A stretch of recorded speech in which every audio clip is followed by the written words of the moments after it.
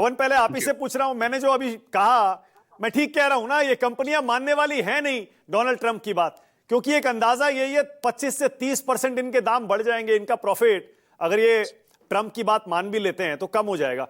अगर 25% टैरिफ लग भी गया तो भी इनको इंडिया में बनाना सस्ता पड़ेगा। सही कह रहा हूं मैं? बिल्कुल सही कह रहे हैं मानक। मैं दो तीन चीजों की तरफ आपको ले चलता हूं। मैं मेरे जैसा साधारण आदमी, मैं 3 महीने से कह रहा हूं कि ट्रम्प साहब जो कह रहे हैं वो संभव नहीं हो पाएगा। जैसे एक बार टैरिफ अनाउंस करके तुरंत वो बैक गियर लगा देते हैं। चाइना के केस में आपने भी देखा कि कहा कुछ करा कुछ। तो आप उनके किसी भी स्टेप को उसमें स्टेबिलिटी नहीं है, उसमें ठहराव नहीं है। तो मैं अब भी लगातार ये बोल रहा हूं कि ये किन परिस्थितियों में उन्होंने बोला, अखबार में जो छपे मैं उस पर यकीन नहीं करता हूं बहुत ज्यादा।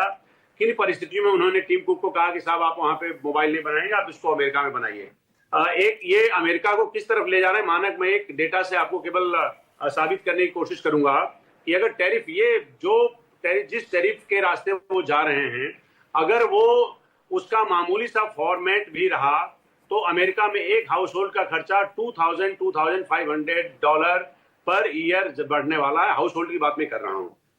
अब आप एक और डेटा ले लीजिए और उसके आधार पे आप खुद फैसला कर लीजिएगा।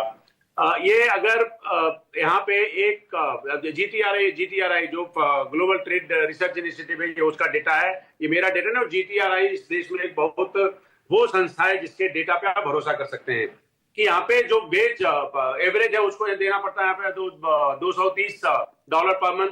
आप जब कैलिफोर्निया में शिफ्ट करेंगे तो वहां पे मिनिमम वेज आपको देना पड़ेगा $2,100।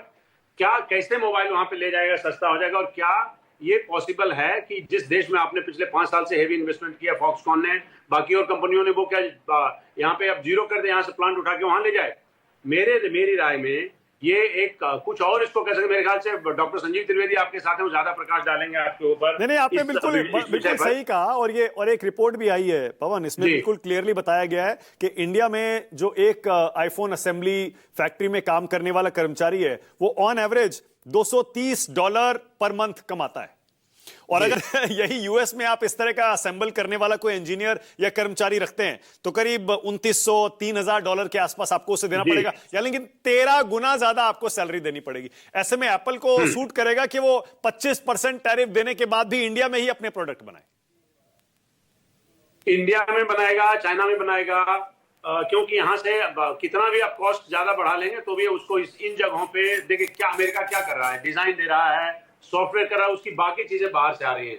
कुछ चीजें साउथ कोरिया से आती हैं, मोबाइल का जो हिस्सा देखते हैं आप, कुछ चीजें साउथ कोरिया से, कुछ चीजें ताइवान से आ रही हैं, और चाइना मेजॉरिटी जो है वो चाइना और अमेरिका में आईफोन बन रहा है।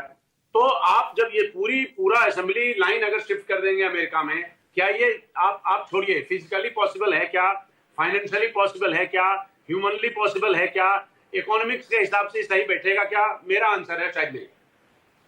Okay, alright. जरा अपने दर्शकों को फिर से